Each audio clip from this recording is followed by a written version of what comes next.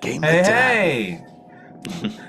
Great to be back. Great to be back, and for such How's a it going, great Game of time? reason. I'm excited. I am excited. Now, we're just gonna go straight into it. Usually we have a little bit of a preamble. We wind ourselves up, but man, I am ready to go. I am ready to go. You say that again, and I just had to keep myself in the don't spoil it zone. But I can't avoid it. It's everywhere. So let's just jump in. Yeah, I say I think it's Yeah. admirable. I've been in that place before. Because we're both living in Japan. Mm, Sometimes a lot of popular media gets to us a little late. It was funny because the first time I moved to Japan, it was mm. just after Spider-Man: Homecoming, the first Spider-Man MCU movie dropped, and I was like, "Oh, I love this movie!" Watched it, loved it. Then I moved to Japan, and it had just dropped in Japan. So I got all the FOMO all over again. I get to watch it again. But it was this weird realization right at the beginning of my life in Japan that, oh man, all the MCU movies, all the pop culture movies, they're going to come to us late. So I need to cultivate a kind of dead zone, a media blackout Yeah. zone for certain topics. And it's been tough. I will admit, Endgame, Avengers, Infinity War, and Endgame, those were hard. That was hard. I really had to avoid talking to certain friends because they wouldn't shut the hell up about them. And other topics, other games drop, a little late, but we get other things bang on down. When it comes to the Yeah. games, we get them straight from the bat. Yeah, that's it, man. That's what we have as uh, Brits in Japan, of course. Ah, Well, we're in a weird situation because we went from one country that got some media late to a different country that got other media late. yeah. Yeah, Never, that's yeah. that's a good point. It's not even America we're talking about. We're talking about Britain here, Britain, which yeah. is a part of. I don't know. It's not the EU anymore, but still. Uh, Yeah, it's still Europe. No yeah. matter how much they argue against it, we're an island. It's Europe. But Well, yes, mate. for Yeah. those of you who haven't, the penny hasn't dropped. We're talking about the Nintendo Direct, where Yeah. I couldn't help myself. I couldn't help myself. I am like a kid at a candy store. I just started inhaling the damn stuff. I'm Augustus Glump in the chocolate factory, jumping headfirst into the chocolate. Couldn't help myself. Like literally the first kid to be taken out. My esteemed friend here had more quivers. He had the stones to kind of hold off and wait Yeah. for it. So now I get to enjoy the direct vicariously through him again. Yep. Woohoo! Lucky you, Mr. Two-time business. That's for me. I'm really kicking myself, but I'm happy to be checking out with you, mate.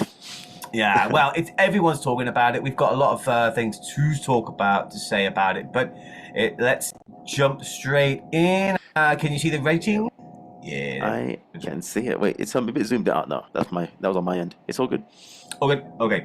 Beautiful. Right, we're going to be watching the Nintendo Direct. Everyone's been watching the Nintendo Direct. But we might have some fresh takes, some interesting analyses from it. I certainly have some really good and some pretty negative things to say. More on that later. Yeah, we were talking about this just last week, man. So here it is. Right, onward. Pending. That's too funny. Yes, RB. Woohoo! Yeah! Oh, by the way, everybody, I'll tell you later. So many teasers. Yes. Oh my God, it's gorgeous. Nintendo don't play like they say. Whoa, that looks bloody beautiful. Look at that.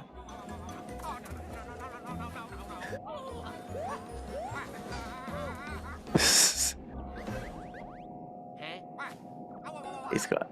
I love it. I love it.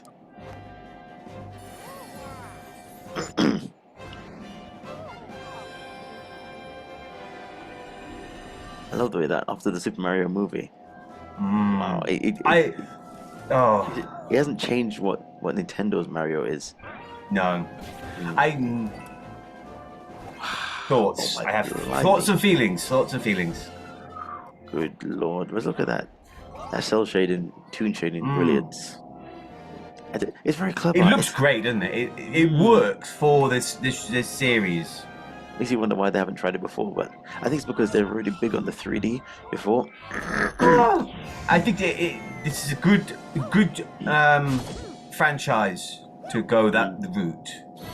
Yeah, they can make a TV series out of this easy. Saturday morning stuff. I mean, with the same kind of animation. It lends itself to multiple forms, doesn't it? Kind of Yes. timeless.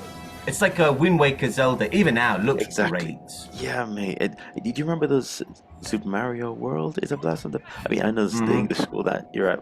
There's a lot of Super Mario love there, and like Mario on the TVs I've seen, and yeah, it's very much reminiscent of even those the gaming magazine that had Mario skits.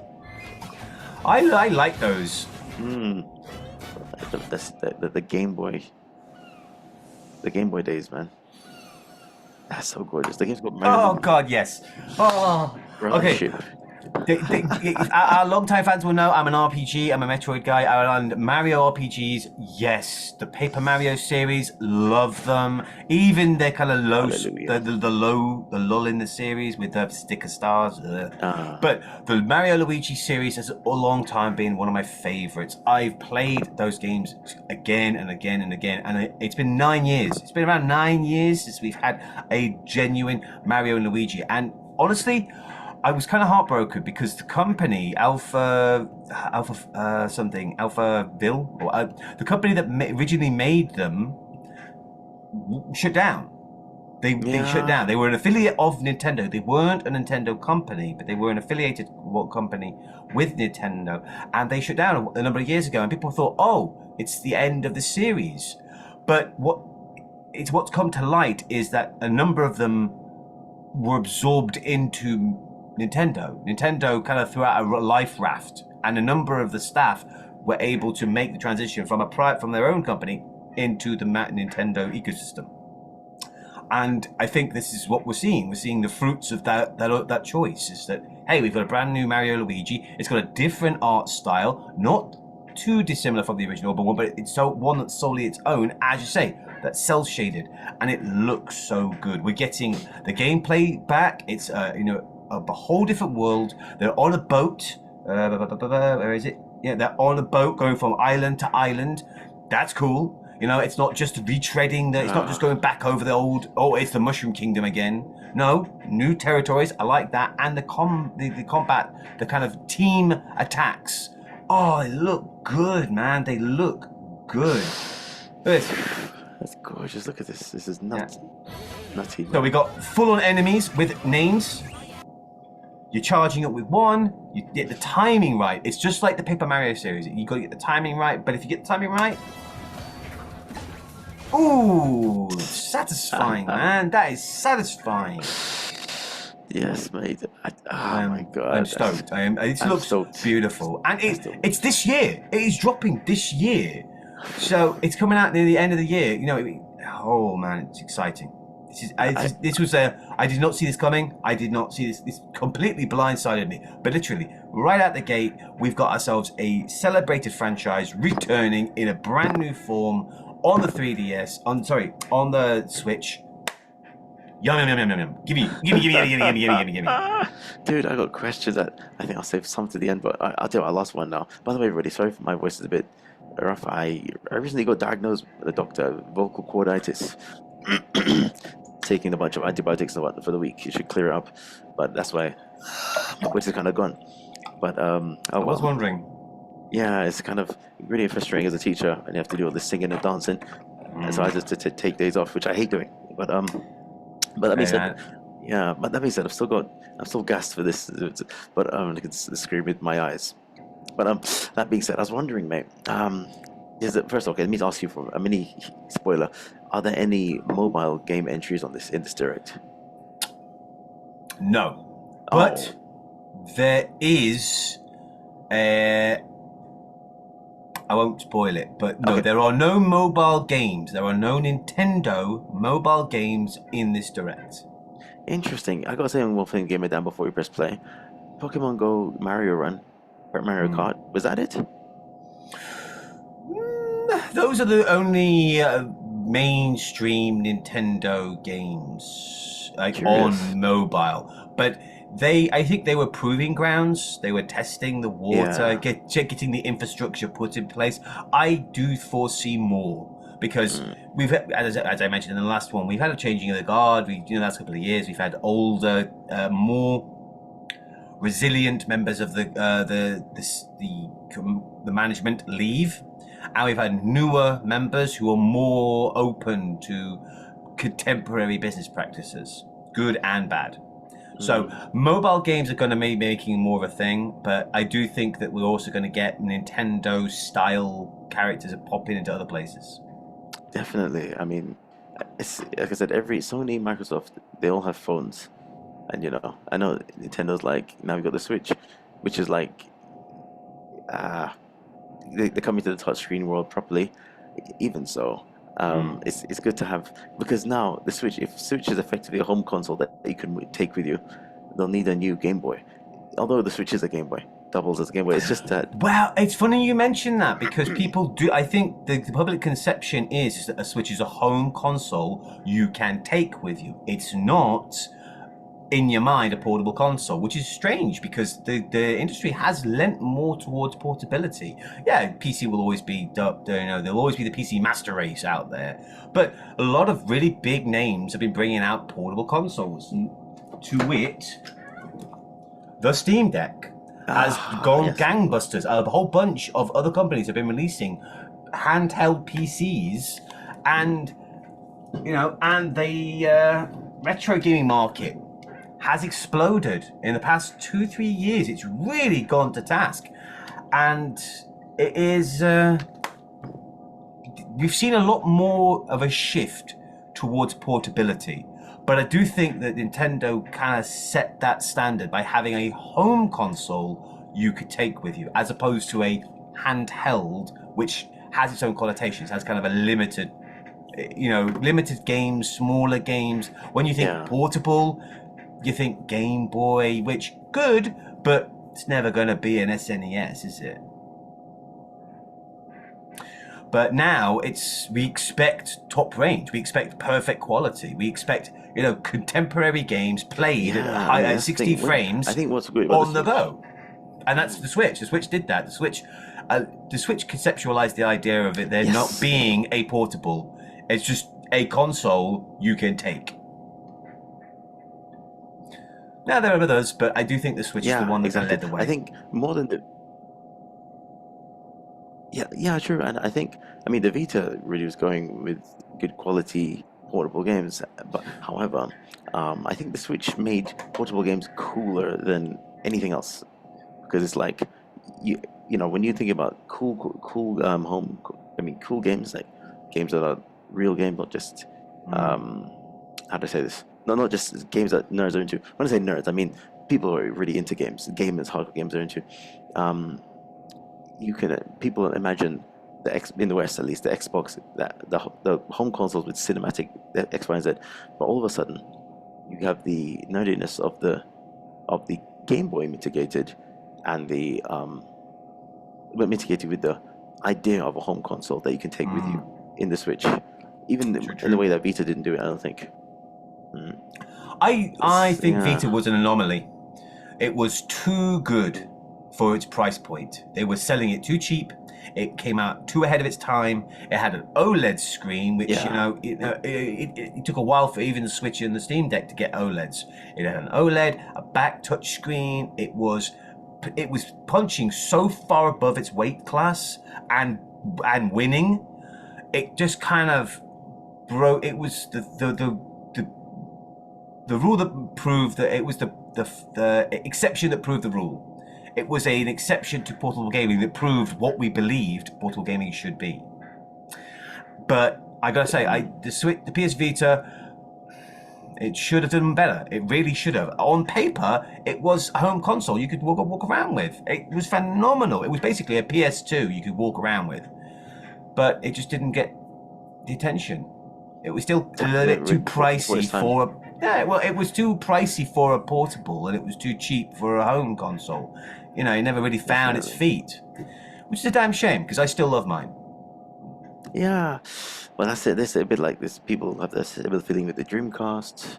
That was way ahead of its time. Right, but we've talked about consoles before, so we're jumping ahead. Okay, where are we? Beautiful stuff, man. Hey, the art style just looks. It's so appropriate. There's Peach characters. I ain't a pig. And a whole new cast of characters. Koopa's coming back. Yes, it's definitely got more of the anime. Of course, Wind Waker, Pokemon. Oh, bam! Yes. Yeah, This is cool. It has got a bit of a kind of anime flair to it, especially those special attacks. Mega kicks, jump, spin kicks. Inazuma, you know the game Inazuma 11? Yeah. Hello, It's like that. I'm Shinya Takahashi, and I'll be your guide for today. Hey, mate. Direct. Takahashi-san. That was the first new entry in the Mario and Luigi series in almost 9 years. Mario and Luigi Brothership. Oh, I am looking forward to it. Really am. To a seafaring adventure that Of course, mate. across mysterious islands, as well as evolved Bros moves with Mario and Luigi. Okay, let's see the first batch of headlines. Bring the championships home or on the go. The thrill of the Nintendo World Championships is heading to the Nintendo Switch system. Take on over Been a while since I've played the- speedrunning challenges from across Oh. 13 NES games, from lightning fast beats to action-packed battles. Familiarize California Games? challenge, and perfect your timing. Well, I remember the World Championships because they were instead of playing single player games, it was speed running. It was quality of life challenges. Like completing Super Mario. Wait, is this like a using warp leaderboard? Is it? Yeah. on a legend challenge? Check out classified information for Wait, what is it? So you're saying that you play and you see how you're doing against others in the world? the test. Yep, and you can play against ghosts. You'll race against ghost data of players Wow, that's gorgeous. This is exactly what I was looking for. will be eliminated. You've only got one Bless you, mate. shot to survive. Will you be the last one standing? Bless you again. Nintendo World Championships, NES. I think this is nice. You know, it's great. bringing back classic games in a competitive way, showing us a bit of classic Nintendo love. But I think if this is successful, at least it's marginally successful and gets people interested in speed running, playing older games, refining it. I would like to see an SNES edition. Of course. Nintendo World Champion, Dude, SNES. Oh, I would be down for that. Seriously, yes. Dude, yes. Dude, I gotta tell you, the funny thing is, like I said, just right now, I was just Google searching gaming competitions for retro games, and suddenly this thing showed up. I got a feeling everybody's a bit clairvoyant, but it's it happened to us all. But what I'm also considering is Japan's got this anti-gambling kind of thing, right? I was just thinking to myself, if weird this was a Western device, yeah, if this is a Western device, do you think this would have been gamified to place bets or? Well, you could, but it's an interesting question. Could Nintendo, if they signed off on the idea of genuine gambling, could they implement a gambling system with the World Championships?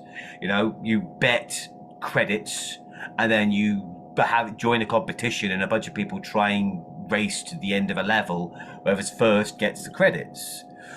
You know, it's feasible, but it's definitely not in keeping with Nintendo's brand. Yeah, and you'll go to But I practice. personally, I could see it more like an informal thing. Like you buy yourself a copy of the game, you get your bunch of mates together, you play like a four-way race on a level, and you just do a gentleman's bet. You put some cash down in a kitty.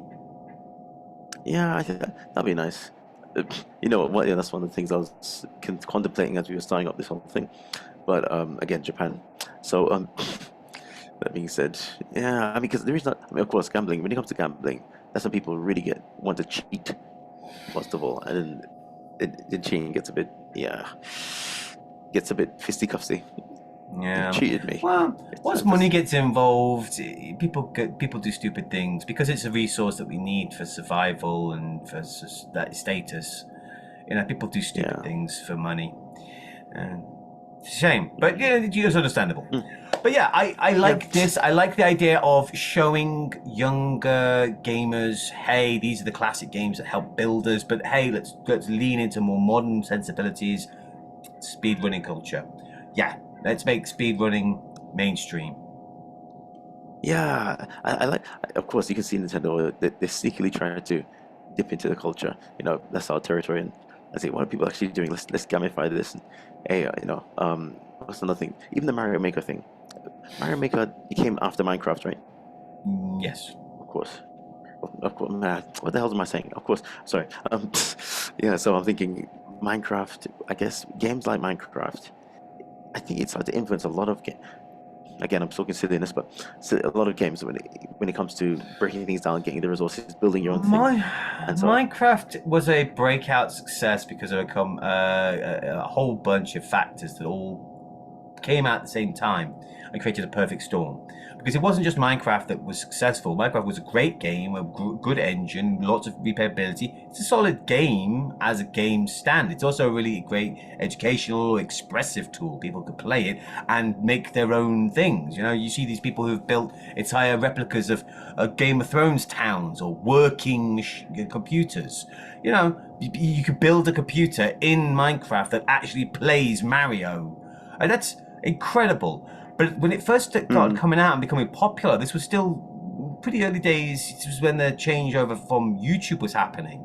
That YouTube celebrities were occurring, and the algorithm was first being introduced. So all of a sudden, longer videos were being promoted rather than the short form that the YouTube was famous for. And what was long? Gaming videos. Gaming, So all of a sudden, the way that YouTube was functioning was actively promoting Let's Plays. And what was the Let's Play that was most popular? What was the one that people were really getting their teeth into at that moment? Minecraft. All of a sudden, Minecraft was being pushed to everyone. The young, the old, the big, the small, didn't matter. It didn't matter if you weren't a gamer. Minecraft videos were popping up on your feed. And then, of course, the world's biggest YouTuber at the time, PewDiePie, started doing it. And that meant that he had international acclaim. He had people from numerous different countries, all of them going into Minecraft, and it shot off like a rocket. It became a self-fulfilling prophecy, a feedback loop that sent it upwards and upwards and upwards until people started buying it like gangbusters. Once the sales started coming in, because everyone was watching, everyone started buying it, the sales pushed it onto every platform as well, further and further, until it is the #1 game, period. I would argue that Tetris has probably had a longer impact, but if you're just looking at numbers, the amount of people, that money spent, it's the amount of copies sold, it's Minecraft. People have bought Minecraft more than anything else. Yeah, but it's not just because it's a great game. It's not just that it's ostensibly a non-violent game. You don't have to fight anything. But it's creative, and it's a great expression of what gaming can do, what this art form can do. We can create as much as we can destroy. But moving on. That is it. Yep, dude. That is fantastic. Yes, SNES edition, please. Yeah. Yeah, SNES edition. Oh, I would go gangbusters on that. This is a gorgeous thanks game of done. See, this I'm ambivalent about. I like me a good deluxe set, a special edition, but I do think they are falling out of favor because we get digitals. I've bought special editions, and what did I get? I got digital codes in the box. I didn't buy the digital editions. I wanted the freaking deluxe edition. I got, the plastic tat, sure. I got the plastic toys, but I got digital download codes. Oh, go away.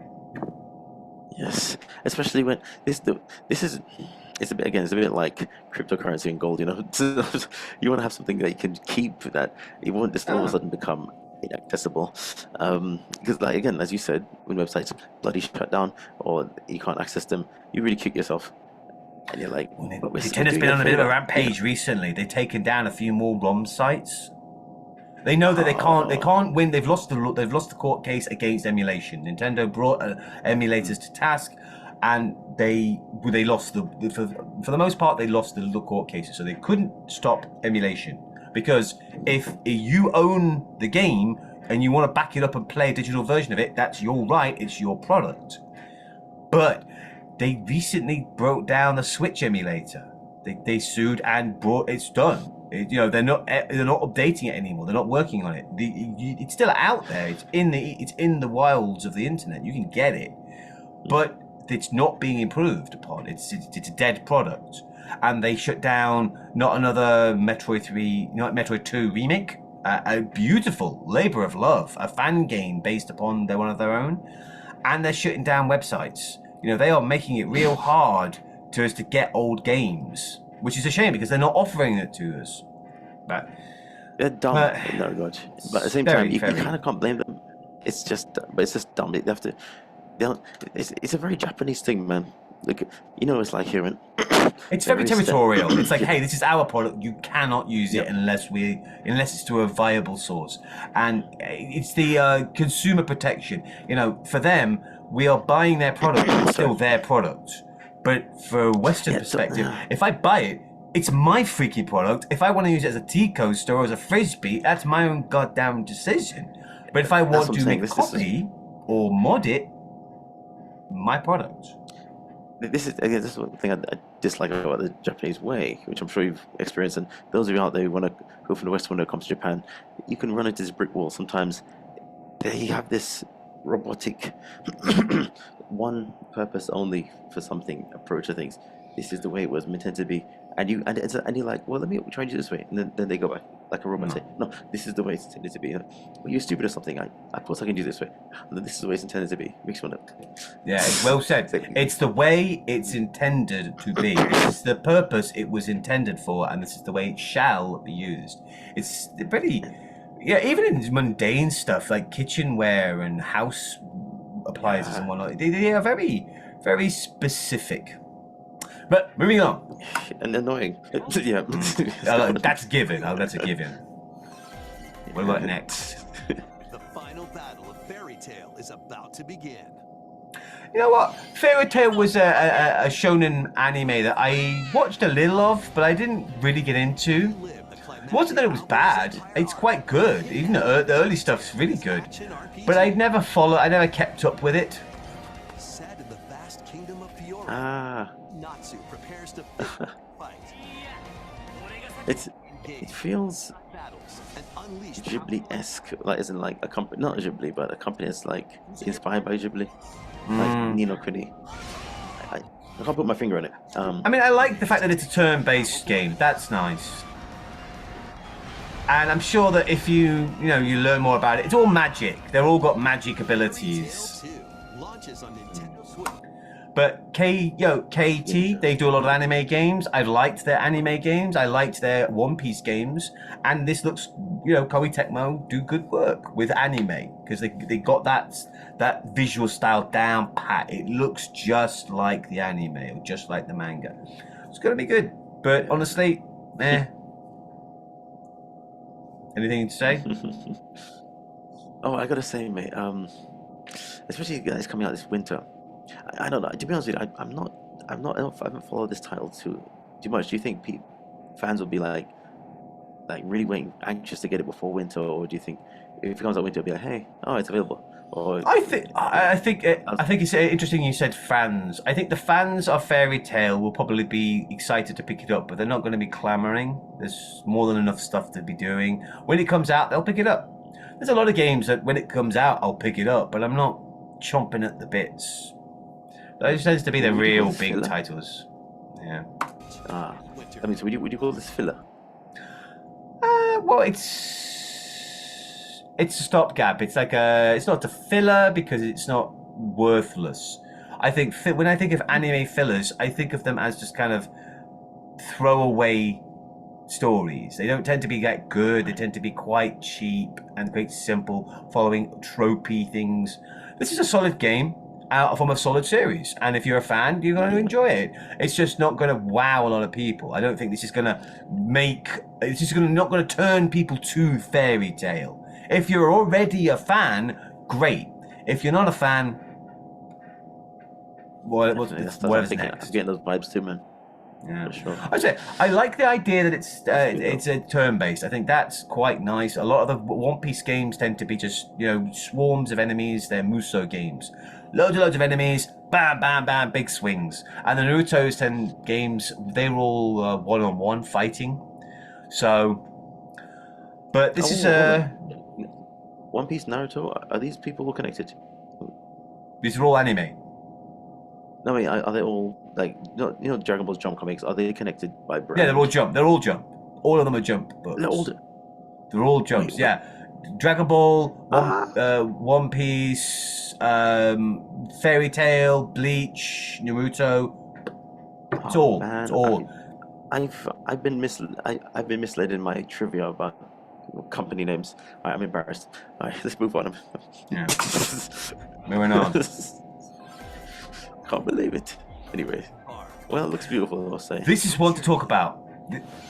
Watch. All right, let's check it out. Fantasy series creator Hironobu Oh my god. Sakaguchi and composer Nobuo Uematsu Oh. comes the Oh. RPG Oh. Nation. The world is slowly being robbed of Oh, it looks like Lapita, man. all his memories. Leo must Damn, look at that. Ooh. All mankind. Ooh. Oh my god. Skills are the ticket to winning battles. Adjust a skill's trajectory to target multiple enemies at once. You can also send enemies you've been That looks very fun. dimension and fight them later. I love the look of the world. The more enemies there are, Like this. Look at that environment. out in one I have shot. something to tell you. All right. Gee, that's my Final Fantasy composer also. Build the world together. That's a hell of a pedigree. The composer. Yeah. God dang. Launches on Nintendo Switch this holiday. Yeah, they mentioned that. So you mentioned about mobile games.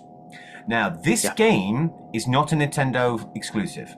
This game has already available. You can play this right now on Apple Arcade. What we're seeing is a number of Apple Arcade games being resed up and brought to the Switch.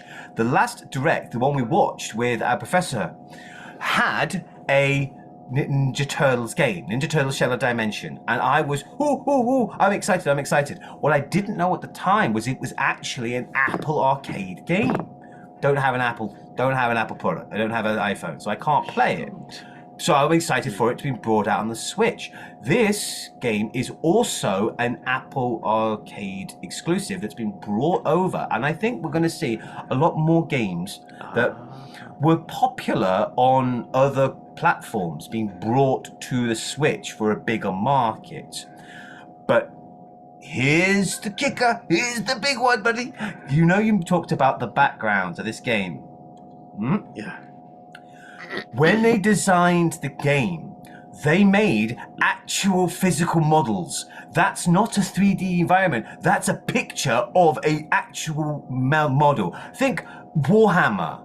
Like, they built every environment in the game as a 3D model with real, artists building it. And then what they did was they just took pictures and superimposed the 3D elements on top of it. You can look, this is real. This is actual, rocks and dirt. They've made a real environment. And then you think, oh, that looks amazing. But then you see the bigger environments. This is stunning. That's not. This is real. Wow. Look at that. Look at that. Beautiful. Stunningly beautiful. I think this is this is a labor-intensive, it's a labor-intensive method of creating art, but it's such a labor of love. Oh my God. If more games did this, yes, please.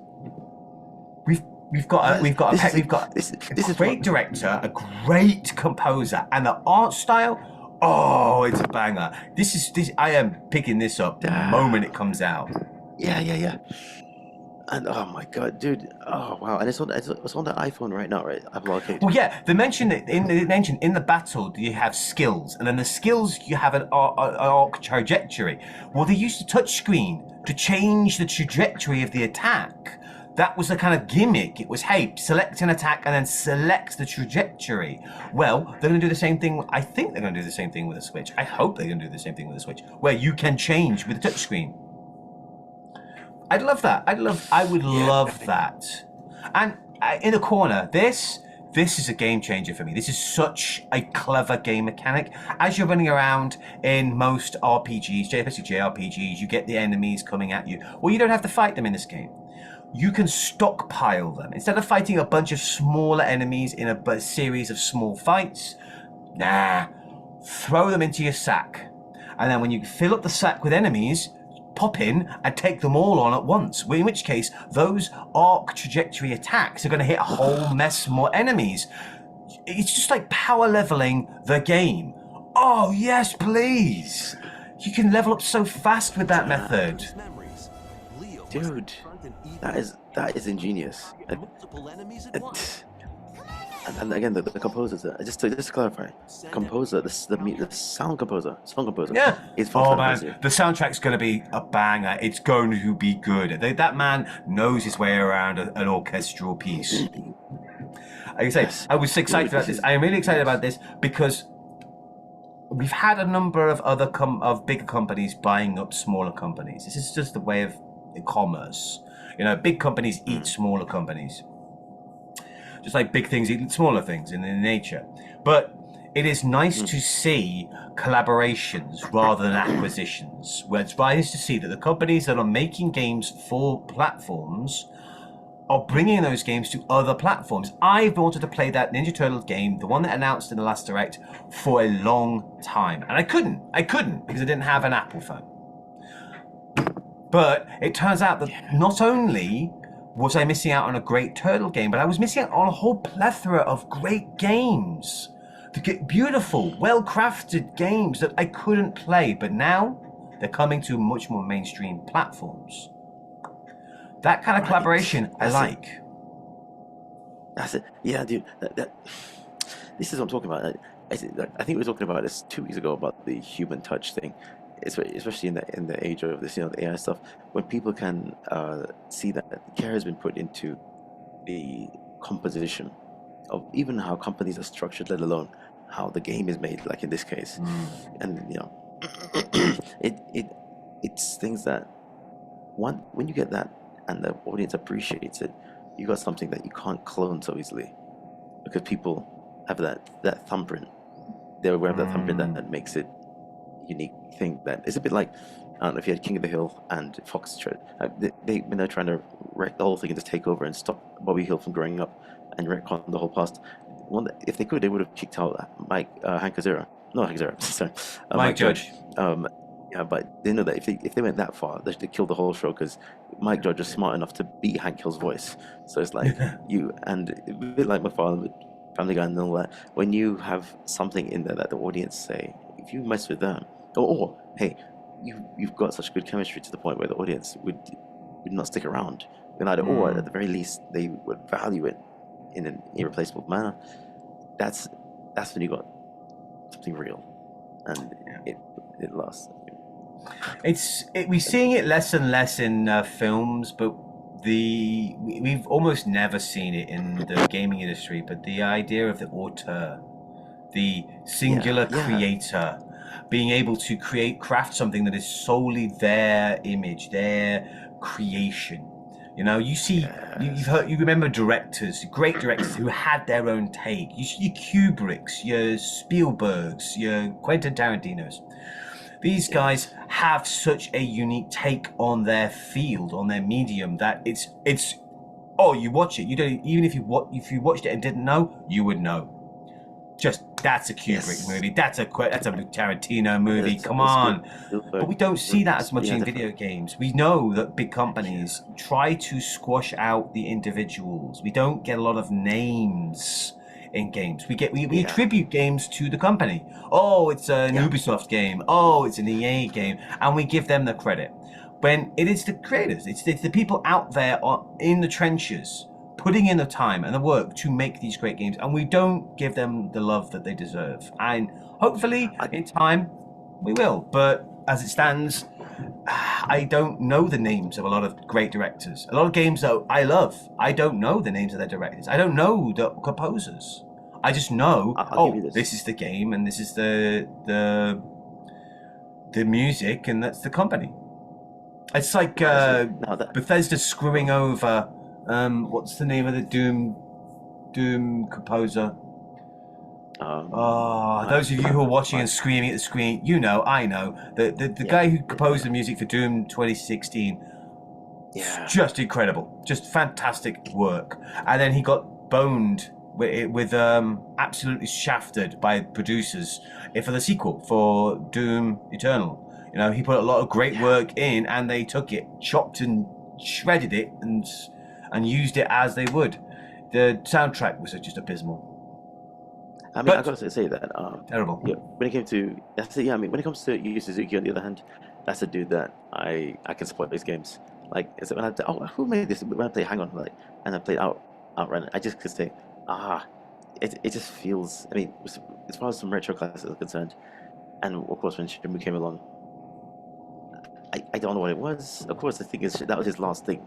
If you think about it, I didn't really do much since. But you know, hey, if he made another, he did make Shenmue 3. Yeah, Shenmue 3 does not feel like Shenmue. Anyway, but hey, the old school J Suzuki at the very least, the Space Harrier, the Outrun, the Afterburner, the Afterburner. I mean, Afterburner, and he did Virtual Fighter. I mean, yeah, that's it. So let's see where we go with the journey of the. I just think we should give the creators who do really well another shot. We give them some clout, give them some respect. You know, smaller directors are given respect. Smaller producers in film, in music, we respect the people who do good work. I'd like more of that respect shown towards the creators. Definitely. Moving on. This is beautiful, man. Thanks, give it done. But yeah, as I say, really excited for this. Really excited. Had no idea. Another sport is coming to Spoko Square. This one confuses me. Because who's still playing Switch Sports? I hope part of me hopes that Switch Sports gets renovated. I mean, because Wii Sports really took off. Again, maybe it was like for some people. It was a popular game for a while. It was fun, but it was just like lots of mini game versions of sports. And now they're adding another one. I mean, what I love about the Switch Sports is that, of course, it's a much better version of the Wii Sport. You don't have to aim the TV and keep missing it. It's got the gyroscope in there, and I was gonna say, I mean, it looks good, but I'm just not interested. Maybe it'll get a lot of attention back to Nintendo to sports. I mean, free update. Yeah, I mean, some people can't get out of the house. I mean, they should, but hey, I'm not mentioned the Switch actually lets you get out of the house, for goodness sake, to play sports. This looks interesting.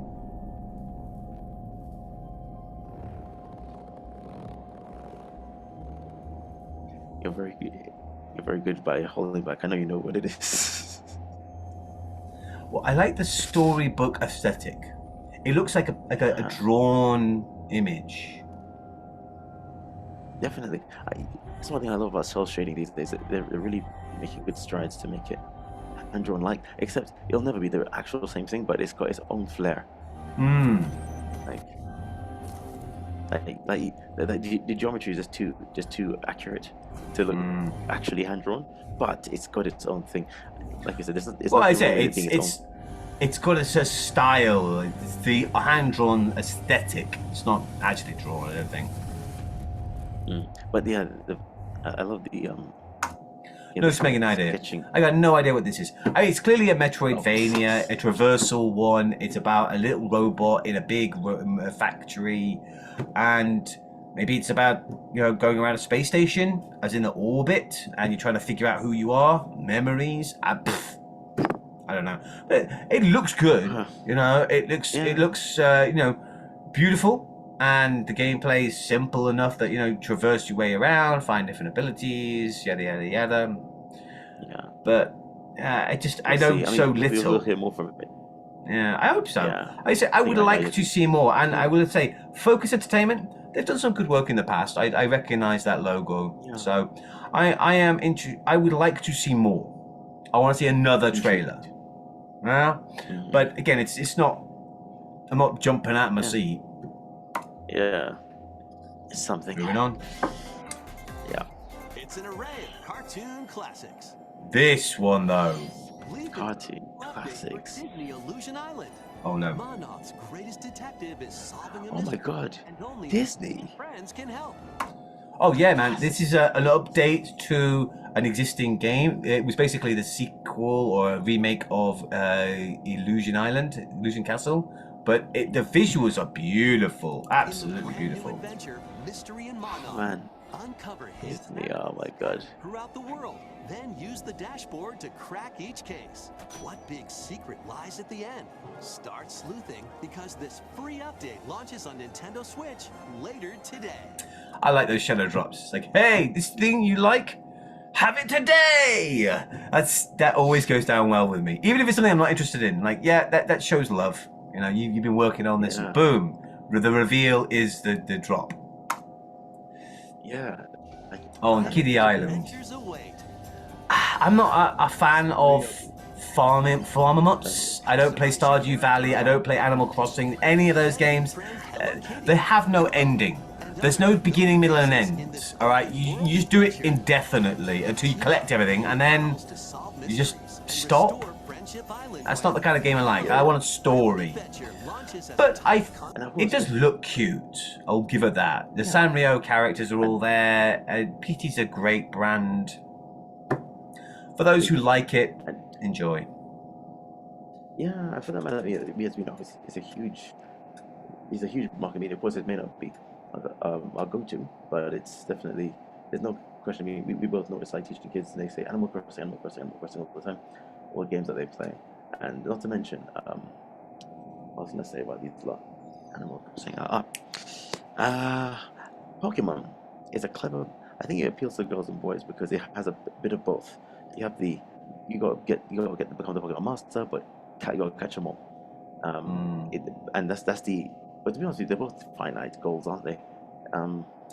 Well, the whole point of Pokemon, at the beginning, the very first generation, it was still finding its feet, and it led to this idea of a great adventure. And that's what the anime led into. It was going on an adventure and finding these great creatures. But after the first generation, once they realized that people were more interested in creating an emotional bond with these creatures. It wasn't like, hey, let's go get the biggest, scariest ones. It was, hey, let's make friends and have a team of our friends.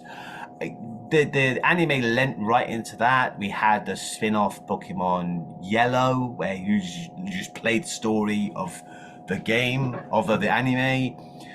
And then every game subsequently has had a great quest, has had great lofty goals. And some of them are quite dark. You know, Pokemon Black and White and Black and White 2. Those are some heavy concepts of, you know, are we capturing these Pokemon? Are they our slaves? Like, that's a hard topic in a Pokemon game. But everyone has lent, the anime leans into, the merchandising leans into the idea of emotionally connecting with these Pokemon, of them being your friends. They're not monsters, they are Pokemon. And just creating that distinction. I think that's why when they moved onto the Switch and it was Pokemon Sword and Shield, and we had Dexit, where they cut a whole mess of Pokemon out of the Pokédex. That was what people were so angry about. It was, hey, you're abandoning my Pokemon, my friends? I can't get my team?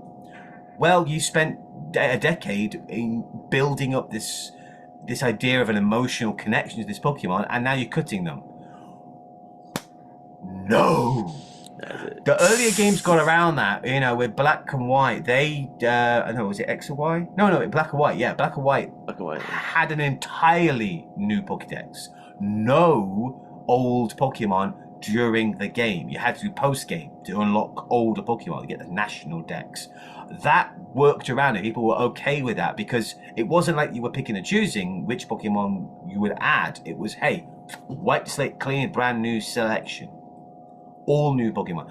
But with Sword and Shield and with Scarlet and Violet, they've selected certain Pokemon from the classics, from each generation, to add to the game. And then inevitably, someone's going to not have their favorite. Yeah, that's it. It's these bittersweet moments, if you will, that teach you, that taught us all to grow up as well. Hence why when you bring in when I say grow up, I mean, you grew up, you probably have seen a kid, like I don't know, nephew or not like me, really distraught over the connections.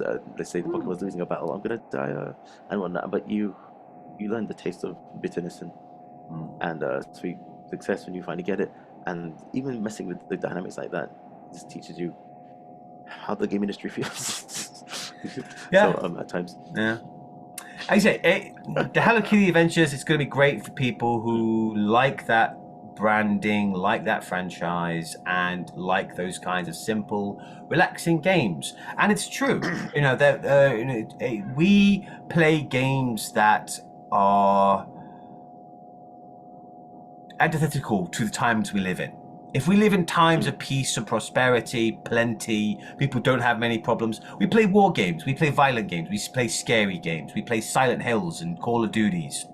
But when times are scary and people's have uncertainty in their life, they go to something more comforting. They go to an Animal Crossing, they go to a Stardew Valley, they will go to a simple game with simple goals and simple pleasures because they don't want to play a game that reflects the realities of their life. If we had video games in World War One in the trenches, they'd be playing Tetris and Stardew Valley, no questions asked.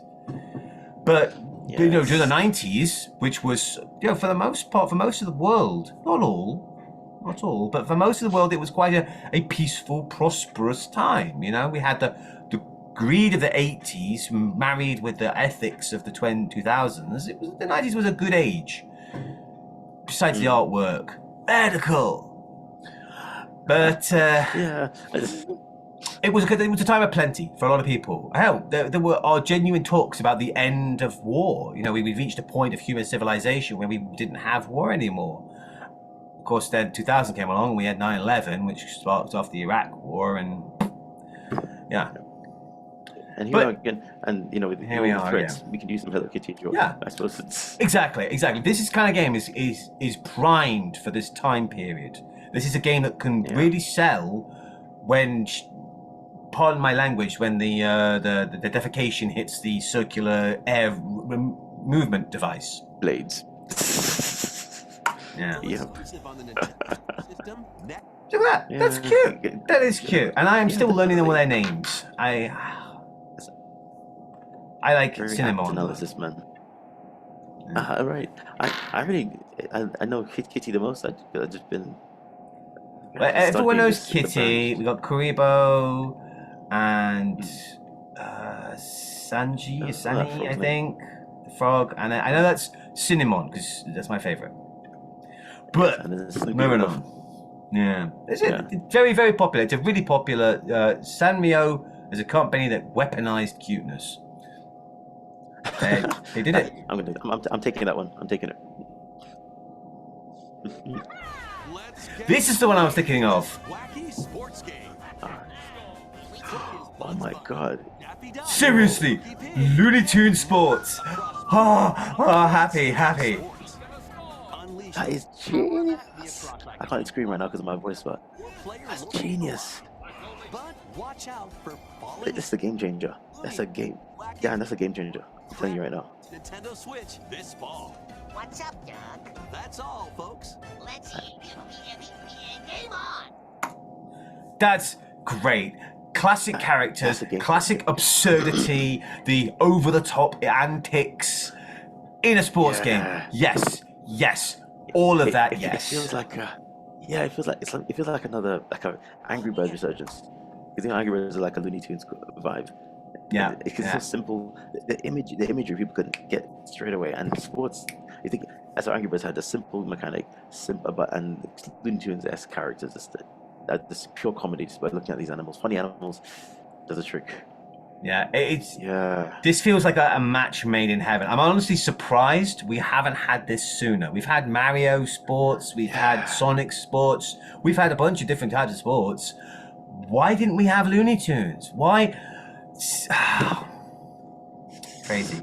I bet it's never. I mean, I thought we would have like a Looney Tunes style Space Jam 2 game when that film came out. I was looking forward for that. Oh, of course, yeah, there was Space Jam in there. Yeah, get King James, and you got a bunch of other characters, a bunch of brand new characters, their own villains. Yeah, that was getting primed for a decent basketball game, but there you go. Bloody hell! Do you remember Tiny Toons Adventures, by the way? Loved Tiny Toons. In fact, I didn't, but I almost completed. Okay, I'll rephrase that. I almost finished Buster Busts Loose on the SNES because I loved that game. That's the one. Is that he's in school, right? And he's school. Yeah, you play through levels and they are based upon different scenarios, but it's just Buster working his way through and then fighting other Looney Tune characters. So fun. Like the Dizzy Devil, who was in the cafeteria. Yeah, Dizzy Devil with the Taz analog. But I love the fact that Bugs Bunny represented, almost every Looney Tunes character had a younger character who was analogous to them. There was a Porky Pig analogy. He was a pig. He was friendly and kind, just like Porky. There was a Daffy Duck character who was smarmy and selfish. But Bugs is such a seminal character, and he's played so many roles. They needed 2 rabbits to fill in his role: a boy rabbit and a girl rabbit, because a lot of his humor was ambiguous. It's kind of ambiguous. Yeah, but it can be at times, like kissing Elmer Fudd and all that, getting them annoyed. And he was so comfortable wearing a dress. And even when he was at home, he's wearing his nightie, he's got his ears up in curlers.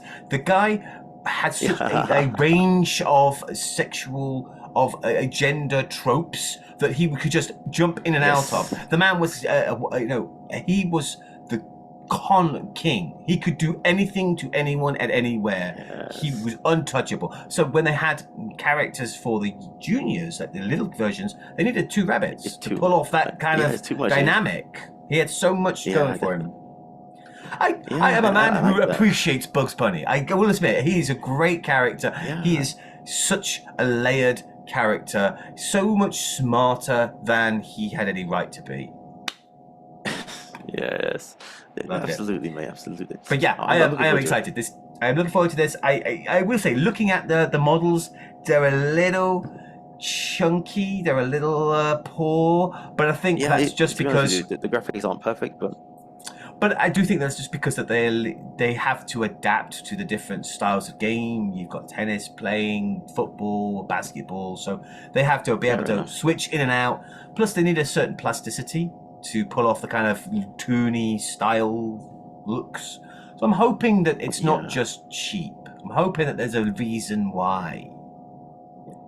Yeah, I think who knows, if it's not coming out yet, maybe they'll have time to update the look. I hope so. Or maybe they'll just be like they'll patch it and make it better.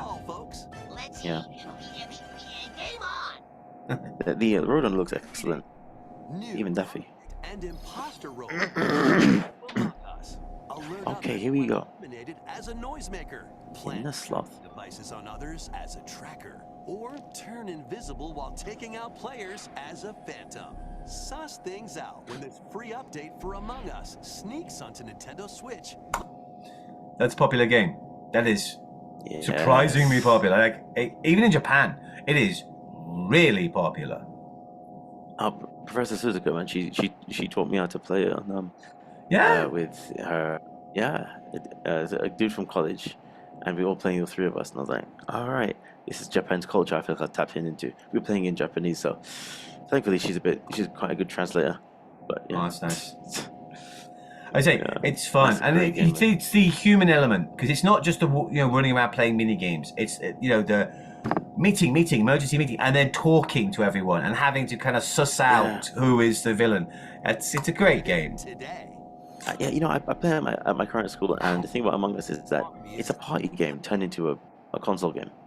Pretty much. You can play it without a console. Just make groups of people. You can. Okay. You can buy. It's called Werewolf by Night. It's a card game. Exactly the same. Where everyone picks a random card. One person's the werewolf, and you have to just talk it out. You know what you are, but you have to decide through discussion who is the werewolf. Yeah, it's Among Us, but without. It's basically Among Us without the game.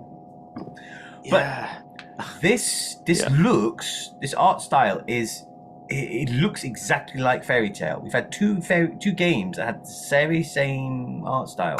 Who command and raise them are called Yeah. and play a vital role in the land's civilization.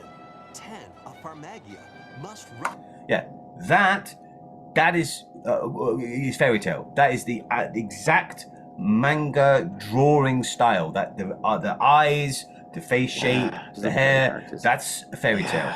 Rise up against Pure anime. Magus to stop his vicious reign of the underworld. Raise monsters and lead them into the fight against the Magus' army.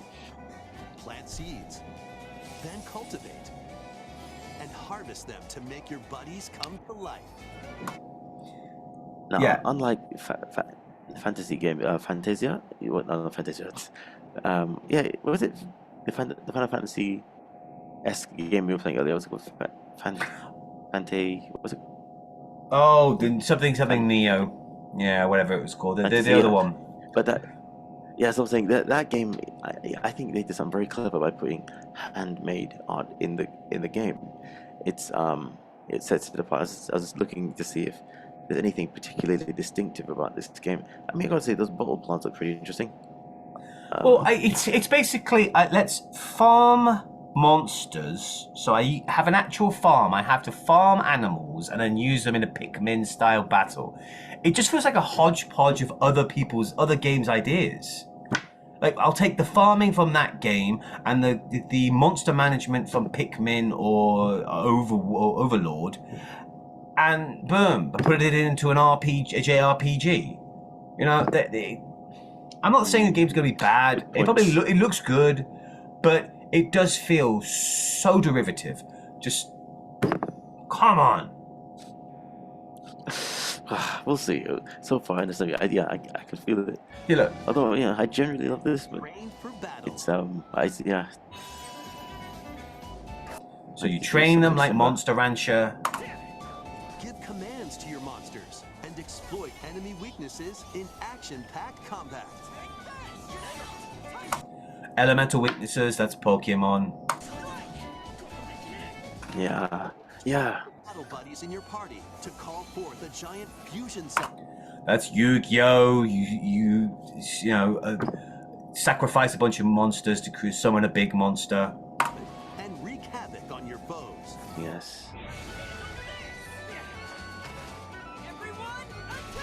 And then you've got Pal World, where you find monsters and then you put them to work in your own farm. Right. This is, I mean, it's got a lot of elements that we can enjoy. Whether you're... I don't think it's going to be bad. I don't think it's going to be a bad game. I think if you got into this, you would get really into this, like really whole hog, get into the whole swing of it.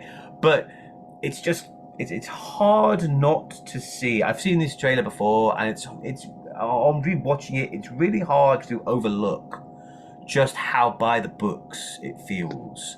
Like they just took this and this and this and this. Oh, the enemies have elemental types. Of course, they have elemental types. And we farm, so we have simple farming mechanics. Oh, you farm an animal, a monster, then you take that monster and you do a simple actions to strengthen them up. And it's just like I've done all this before. Maybe taking a bunch of other ingredients and putting it together in a new way creates a new meal. Maybe it will create a new dish, and that dish might be to my taste. You know what? It could be good. It's hard to be impressed with a meal when you watched it be made. If I watched the chef making my food, I'm like, hey, it loses some of the mystery. And when I know the ingredients, like, yeah, I've seen it before. Right. I see what you're saying. Well, let's check it out. Yeah, I'm curious now. I think you know what, viewers out there, if you're interested in this game, if what you saw is ticking the right boxes and you're excited about this, let me know. Tell me what makes this game interesting for you. What excites you about it? And if not, if this game didn't raise any make any waves, why so? For me, yeah, that's the good. I have overthought it to the death. I've overthought the game to the point where I'm not interested anymore. When you have a thing you're interested in, and then you start thinking about it, and you overthink to the point of dissecting the thing to death, and then you're like, it's just I've lost interest. I think that's what I've done here. That being said, sometimes I've been there, and playing is a different experience. It reminds me of a bit like tennis. I've actually done it with tennis. I sometimes don't like to watch tennis. I love to play it, and again, but with computer game tennis, like tennis, yeah, of course. Yeah. So that means that now I do like to watch tennis, but originally I didn't. We'll see. I mean, there's so much we can deduce from what it looks like, but how it feels, it just may have something we didn't expect. That's a very good position to take. I think, yeah, I agree with you there. I'm judging the game before playing the thing. That ain't right. No. Thank you. That's such a right. Moving on. Farmagica. Farmagia? Well, there's no K. It's Farmagia. Yes, it's got to be Farmagia. Yes. Farmagia. Gia, like Earth, and Magia, like the Magi and Farm. On Nintendo Switch. Even the name is just a hodgepodge of other names. Kong! Come on, let me see. My computer's lagging on me. Oh no, come on. Okay. Yeah. Nintendo's, they're not giving up on the Switch yet, in case anyone's wondering. Well, the villainous Tiki I don't know. Well, it depends. Local wildlife and stolen it's the game back. That being said, We've had just a re-rig. Yeah, it's the old game is back. It is just HD. Well, I can't feel. I don't know. Maybe I'm just being too hopeful, but that's the game. Oh, well, no, it is HD. It looks gonna look good. But again, I wonder if they're keeping it alive because there's something else in the pipeline to kind of keep Donkey Kong in your mind. No, I know what you mean. But again, I'm reading into it. It just looks lovely. Oh well. It looks great. Like looking at it. Yeah. And it is a great game. I've completed it already on the 3DS. And sections like this. This is beautiful. This is these silhouette levels. Yes. Where the background is fully visualized, but the front is just black and red. It's beautiful. It is such a great game. The problem is that we've had 2 DK games in the past however many years. Ever since the Wii, we've had 2 games released 5 times. So this game will be the 3rd time they've released it. They released it on the Wii, then they released it on the 3DS, expanded more levels, but obviously muchly downgraded visuals. And now they're releasing it with all the old stuff, with all the classic game and the 3DS material in souped up HD graphics. Great, it's the definitive version. And then they had on the Wii U we had Tropical Freeze, and then they brought the Tropical Freeze to the Switch, and I finished that game. That's a great game. Yeah. Come on, man, Donkey Kong deserves better. Where are the new games? Yeah. It's like, oh, by the way, speaking of one of my favorite YouTubers, who I didn't realize how many people had beef with this guy, Guru Larry, but for that matter.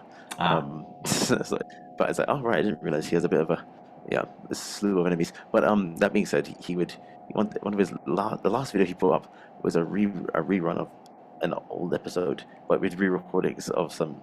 I was like, I guess that means that you need a break. Just if you're not ready, just sit down. But this was happens sometimes when people say Nintendo can get away with putting a new hat on Malibu Stacy. I don't know if you remember that Simpsons episode. Oh yeah. It's just the same old toy with a new hat. Ah, yeah, I remember. I like the idea of having both games on the Switch in HD. So both games on the Switch in one place. I could play all the Donkey Kong Returns that they've ever made in one place. But Donkey Kong's a character with some pedigree. You know, Donkey Kong's a character who's been around. He's done his dues. You know, and this game, when first released, was great. It received massive critical acclaim, but obviously there was a lot of controversy because it was made by Retro Studios, and people wanted Metroid Prime, and Retro Studios kind of burnt themselves out with Metroid Prime and said, look, we want to do something different, and they made this. And this is classic Donkey Kong, which was harder than expected. It was true classic Donkey Kong. And so, it was a great game, but it was not well received initially. That's why they re-released it on the 3DS. People were like, oh, we love this game now. And they're bringing it back out. But I do think, and here's my little, I got no proof, but I think they're priming the audience with more Donkey Kong. He appeared in the Mario movie. They're re-releasing the original game, and I think this is just kind of setting the stage for more Donkey Kong to come. They want to get the kids who watch the movie playing the games, buying Donkey Kong, and then if there's enough people buying Donkey Kong, more Donkey Kong. That's it. That's exactly all I'm thinking. I'm thinking that's what they're doing. They're priming people. And here's the last thing I'll say about Donkey Kong. What do you think, Emma Dan? Do you think it is completely irredeemable, the relationship with Rare? Ooh. Rare's gone. Rare as we knew it is no longer an entity. They ceased to exist once they were bought out by Microsoft. A number of Rare members left and went on to make other companies. They made, a bunch of ex-Rare employees went on to make Ukulele, which was basically a Banjo-Kazooie game, but taking the mick out of corporate culture. Yeah, I remember that. They literally mocked the whole hive mentality, like a whole hive of workers without a brain. That was a dig at Microsoft. But the people who made the initial, had the joy and the vibrancy for the original kind of Rare Golden Age, the DKC, GoldenEye, Conquered Bad Fur Day, Diddy Kong's Racing, Killer Instinct, all those classics. That's not a company anymore. They've been dissolved, destroyed, disseminated. The workers have been disseminated. That joy, that spark of brilliance is long since gone. But I do think that older workers might be able to be brought back, and we have new workers who were raised on those games, who want to bring the kind of energy to it. I don't think it's impossible. We can't have new Rare games, but I do think it's going to be hard to get new Rare titles because some of their titles are owned by Microsoft. I mean, Microsoft took Killer Instinct and made their own version, so that's a Microsoft game. Yeah. Donkey Kong was always a character owned by Donkey Kong was always a character owned by Nintendo, but Donkey Kong Country was created and owned by Rare. So when they sold off Rare, Microsoft got a hold of it. That's why Donkey Kong Returns, it's kind of a spin on that original title. It's just legally different enough to get away with it. Yeah, man, Rare. I guess, like you said, you're just gonna have to get some people who've got the passion to bring it back. Yeah, and to keep it going. I hope so. But start of next year, you know what? I might replay it, but I do think that the sequel completely superannuates it. It completely improves upon it in every way: gameplay, story, atmosphere, music, level design. If you like this game, if you're interested in playing this game, dude, just buy Tropical Freeze. It's the better of the two, and it's already out. So, yeah, I'm happy to see it come on then on the Switch, and maybe if it's on sale, I'll pick it up for posterity's purpose. but I'm not excited.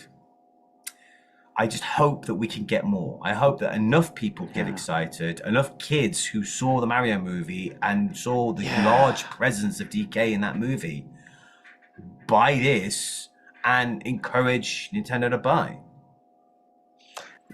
Number one selling console, man. I mean, there's so much like these mascots like Donkey Kong, all these stuff that just Nintendo is gonna have to draw from to reach that title, and DK is a treasure trove.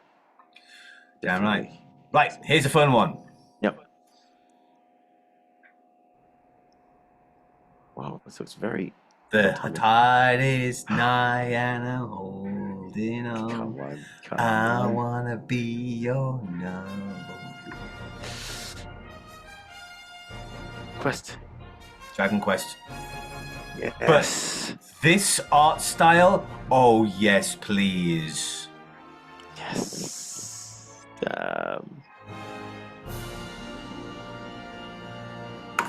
What the hell is this name?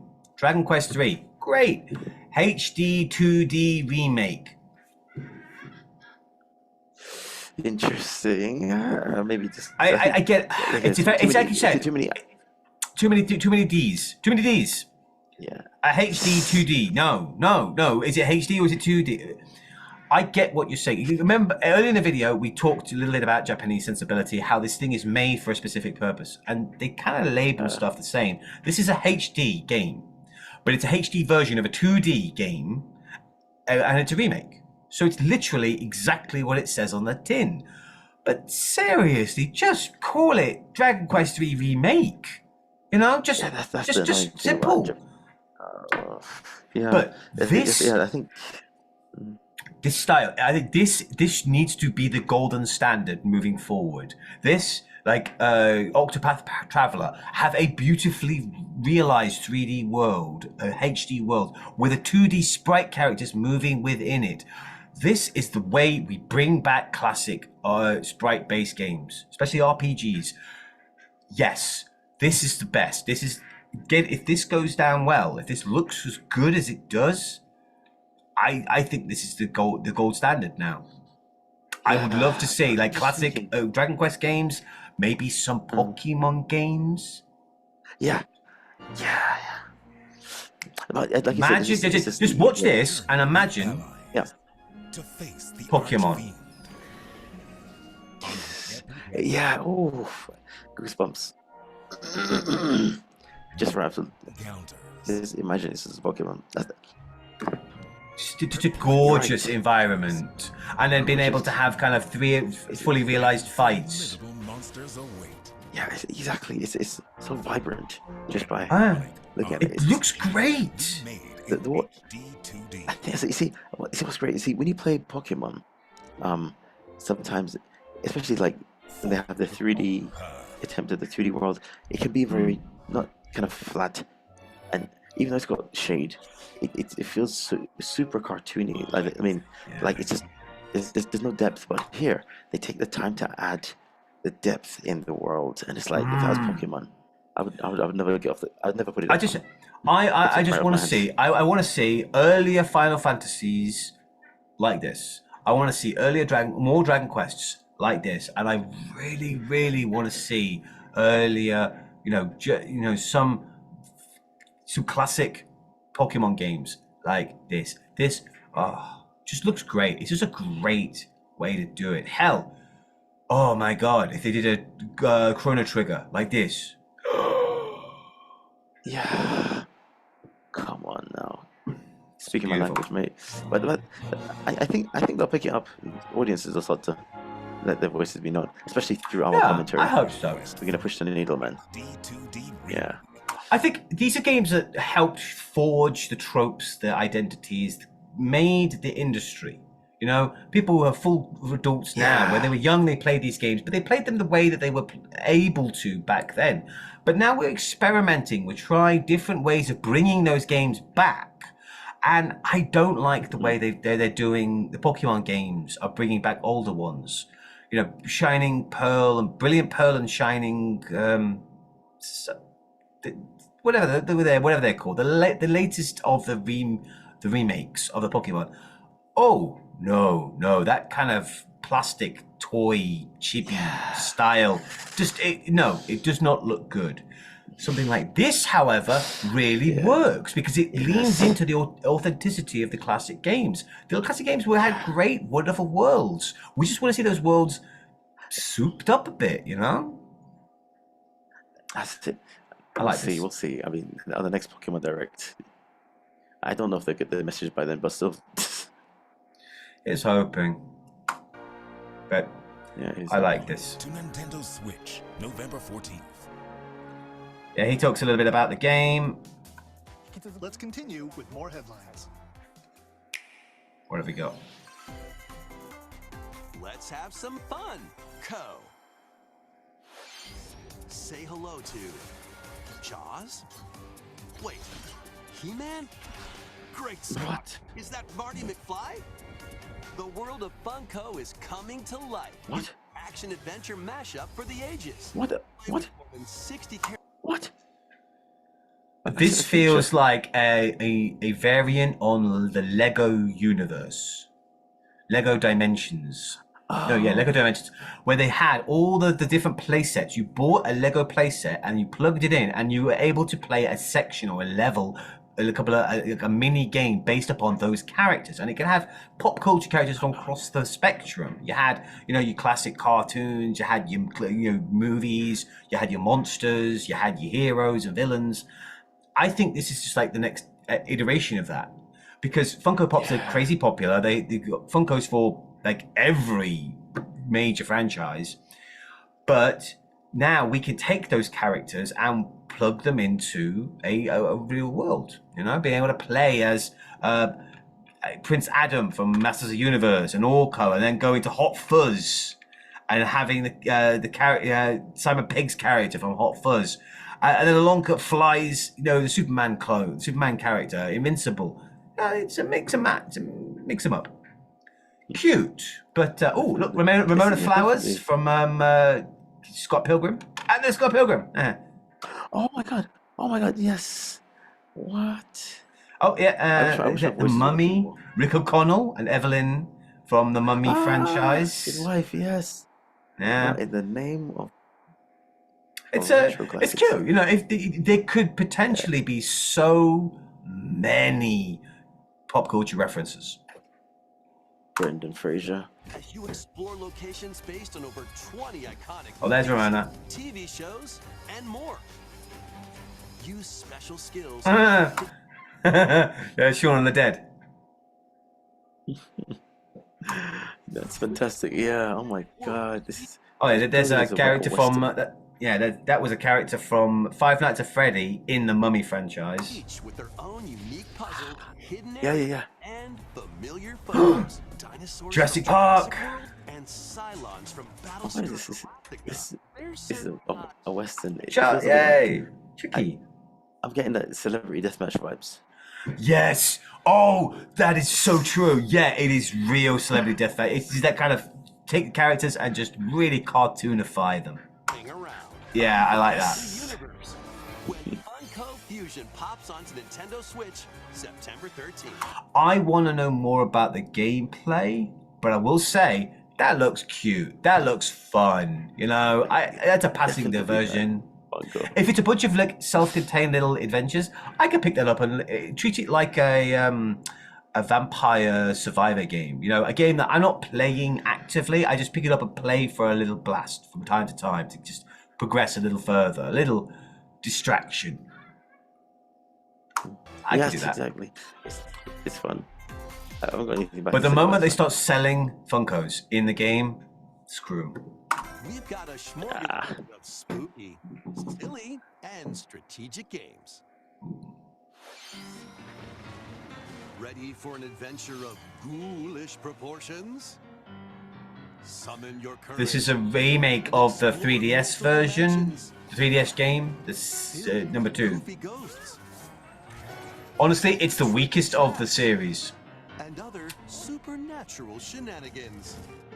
Luigi's Mansion 2 HD launches on Nintendo Switch June 27th. Pre-orders I wonder what. now. Once they finish these HDs, then they'll be forced to bring something new out. And then Well, the all of issues. them, all of the Luigi Mansion games will be on the Switch, just like the Donkey Kong Country series. All of them in one place, so you can play them all. Meet the I didn't play this game. Uh-huh. Find them, catch them, and lead them on a colorful RPG adventure. Explore dungeons and battle monsters. Customize all sorts of outfits. Decorate your island however you'd like. And more. Plus, up to 4 players in local co-op can team up to catch special Denpa Men.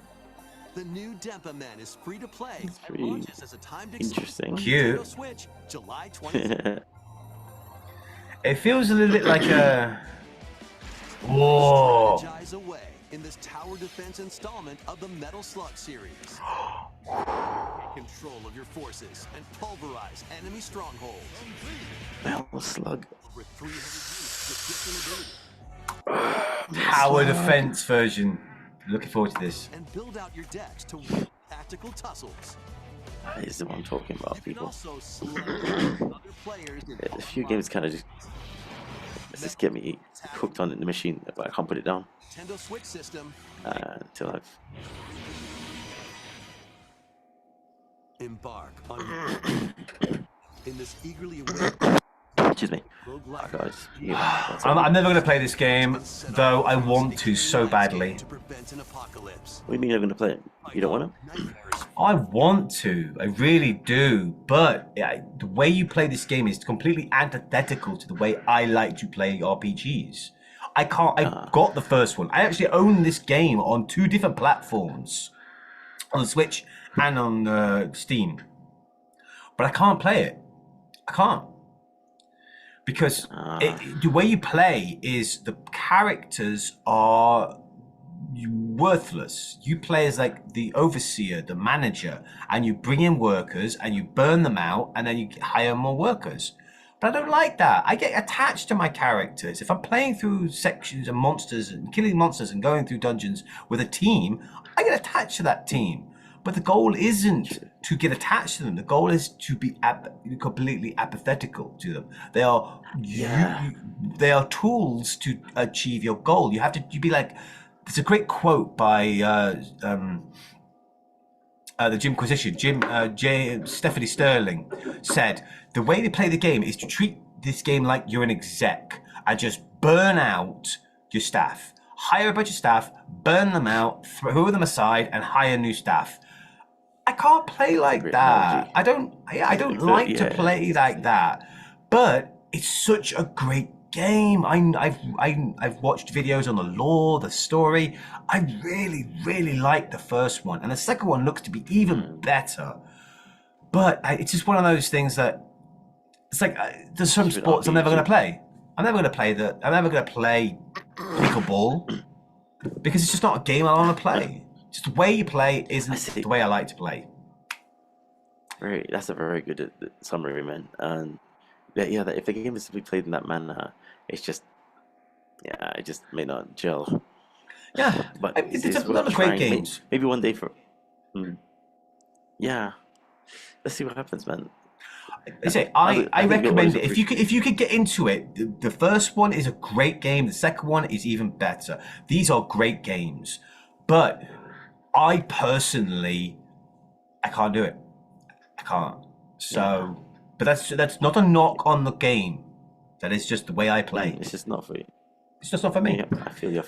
Fiends in turn-based combat. Thanks, mate. But it looks so good.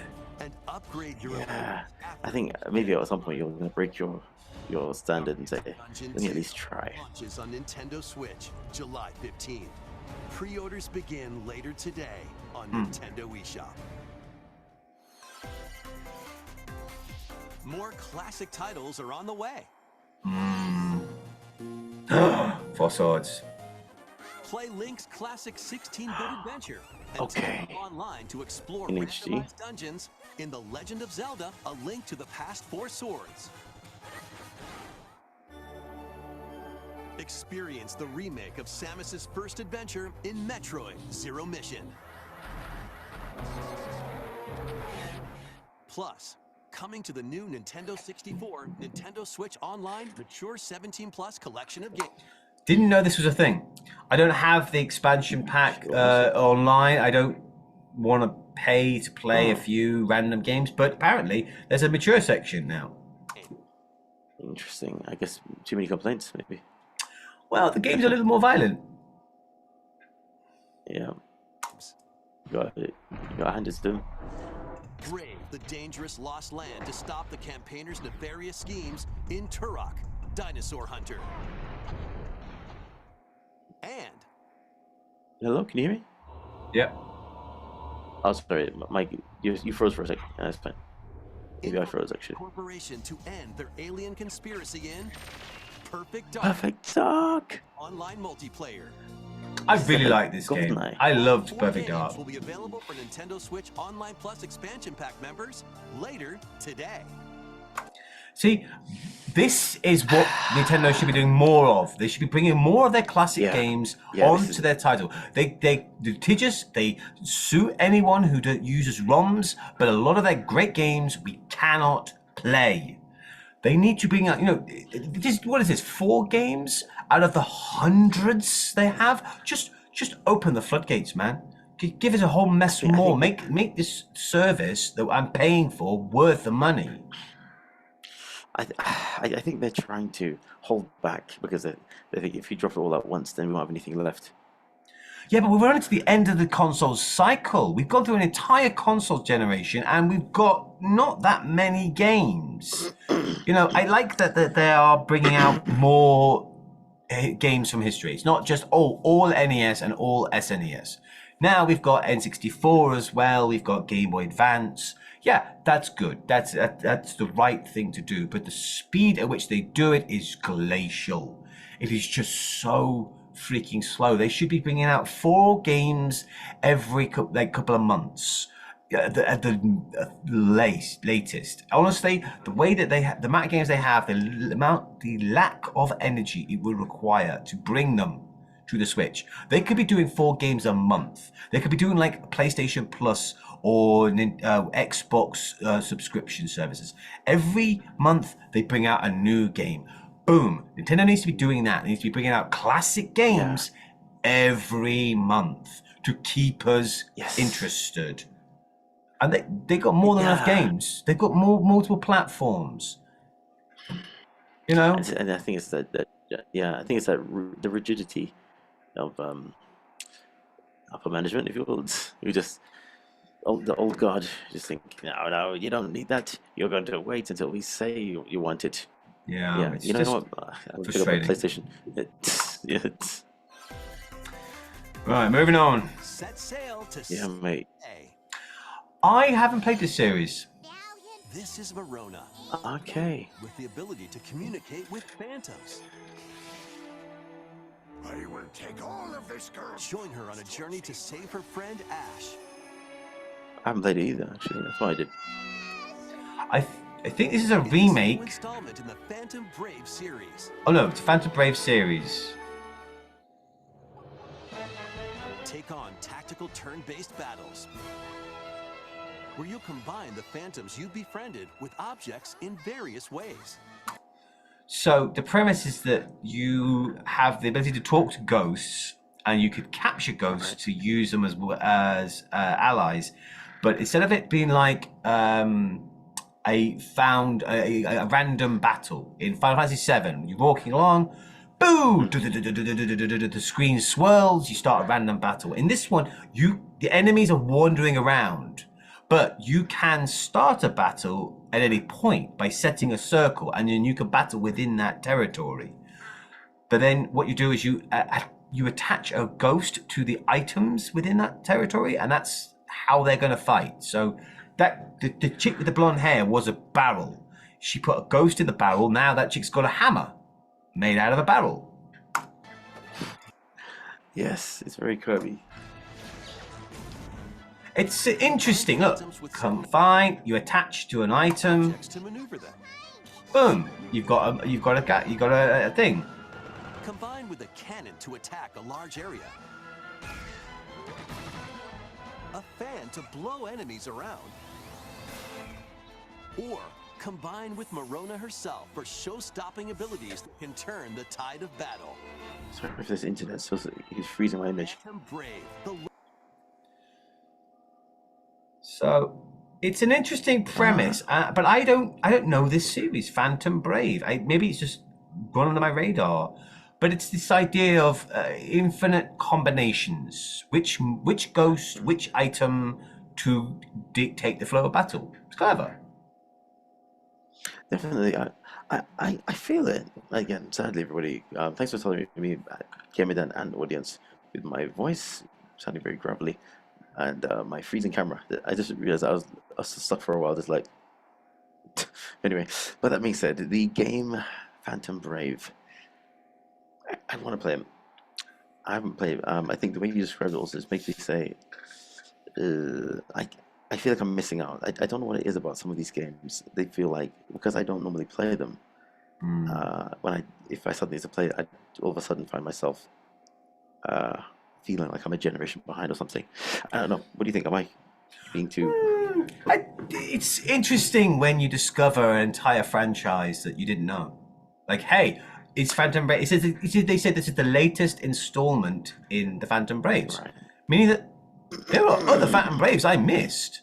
Maybe I saw it passing and never noticed. It's kind of nice, you know. Turns out there's even more to learn.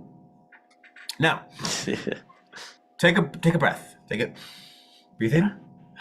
Breathe out. Now, you're gonna want to sit down for this one. Lost Hero launches on Nintendo Switch Seriously, next you're year. gonna want to be ready for this. This one's gonna take you for a ride. 7 arcade games featuring Marvel and Capcom characters are fighting their way onto Nintendo Switch as one collection. Clash in X-Men vs. Street Fighter. New Age of Heroes.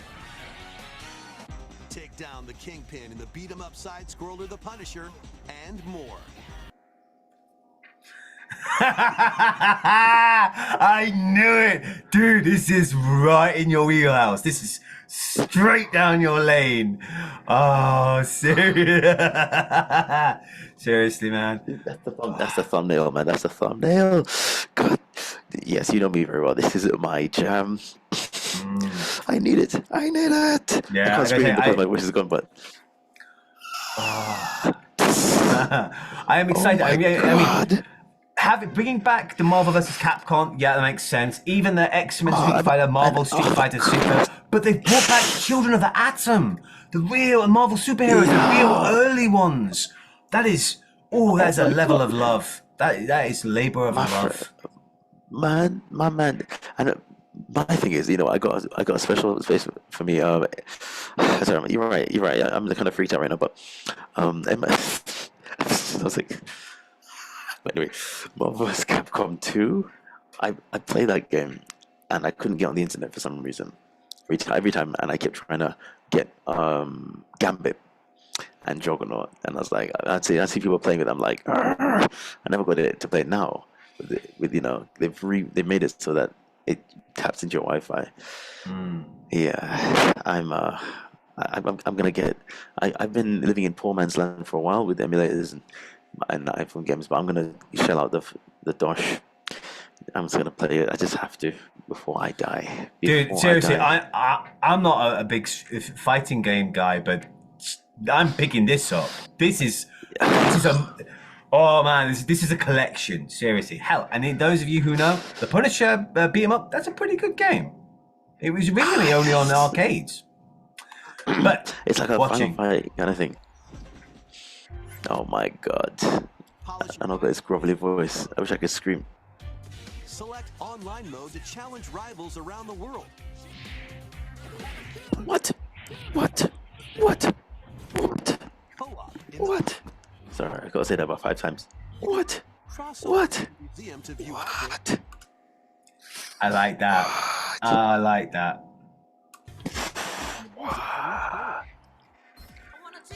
Look at that. Oh, the Cyclops with it. Oh, I'm gonna take it for a ride. DJ Slop's got a big kicking himself right now, man. Yeah, it's available this year, but it's not saying when. Annoying. DJ Slope, I know, I talk to him sometimes, but I'm gonna chase him up and say I'm gonna take you for a ride. I just gotta send him this clip of us. Just Thing. your Right. heart, yeah. As heartbreaking as it is, we're gonna have to put a pause in this for the Yeah. time being. As they It's our 2 minute, to 2 slow hour. down, and we've been talking for almost an hour and a half now.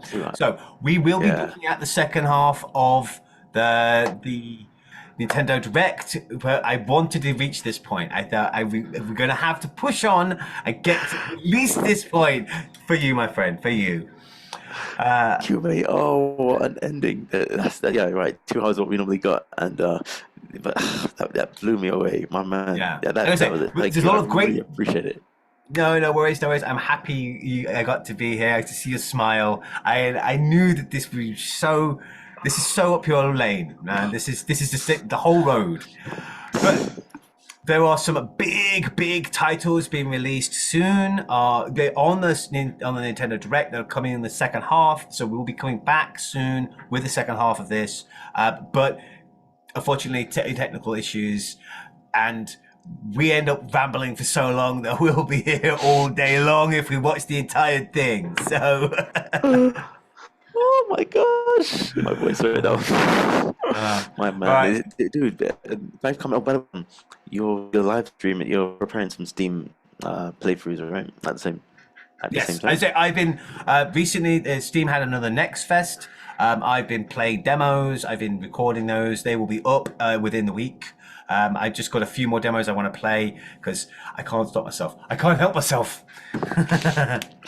So you'll be seeing me railing on, laughing at some fun demos soon. We will be back soon with part 2 of our Nintendo Direct but please don't spoil it for my friend. All right, you know, out there, I know, but don't spoil it for my buddy. I want him to see the announcements. All right. All right, yes, I'm tempted to, but I'm gonna, definitely gotta wait for next week, and I'm gonna shop this video around and get buzz going. I really, oh my gosh, I really wanna, I want to think in the gameplay variety in terms of you and me. I think we should have a online Steam playthrough at some point, especially with the, like you said, you're not a dude necessarily. I mean, not Marvel fighter. I like those games. It's just that I don't have the wherewithal to get good. You know, it's like I like from software games, but I play games for a story. It's like a long interactive movie to me. That's why I like RPGs. I like Metroidvanias because the story is intrinsically tied to the gameplay, to the narrative, to what I'm doing. Fighting games, online games, they tend to be self-contained experiences. You could just play for the joy of playing. And there's nothing wrong with that, but I want the next game. My backlog is so big it could choke a donkey, so I'm always playing the next game to try and take a chipping away at all those games I want to play. But playing any game long enough to get good, yeah, that's a massive investment of time. The last game I did anything like that was Tears of the Kingdom, and that was to complete the damn thing, get all the Koroks, and I got good. That is it. I think, yeah, you're right. That's a good point. Especially when it comes to streaming, you gotta showcase our skill at the same time. We'll play around. We'll take turns. You will play some games that you want to play. We'll play some games that I want to play, and my games will be dumb and fun, and your games you'll kick my ass. But give me that. One last thing I thought I'd just drop out there for everyone listening in the internet land. You game daily, right? Pretty much. I'm always playing a little. I mean, right now I am about to finish Sea of Stars. I picked it up a while back on sale, and I've been playing my way through that. But when I play at home. When I'm out and about, I use retro gaming, so I'm actually about 4 or 5 hours into a Game Boy Advance Castlevania game that I'm currently I'm near the end of that now. So, but yeah, I play every day because it's like one of my primary pastimes. I'm either reading a book or I'm playing a game, one of the two. In that case, I'm saying if we maybe we can get something going whereby because people love daily content, this is why I chop the videos. But if we could at some point have a back and forth over a game, it's like this like not for a long time, just Fun. like a few minutes, like yeah, even like a 10-minute arcade USU kind of thing every now and then kind of style or approach it. We'll see. I mean, We'll the see. audience, I'll put it out there, see if the audience feel it, and not to mention if it's convenient for you because we're both working people. So Yeah, I say we both have things to do, but it'd be interesting. It's certainly fun to try. Let's give it a try. With that, let's see. all you happy people. Oh man, Yes, that's mate. your face. That's the thumbnail. Seriously. But That's what it looked like. before your poor computer explodes on you, it's we're getting a lot of choppy.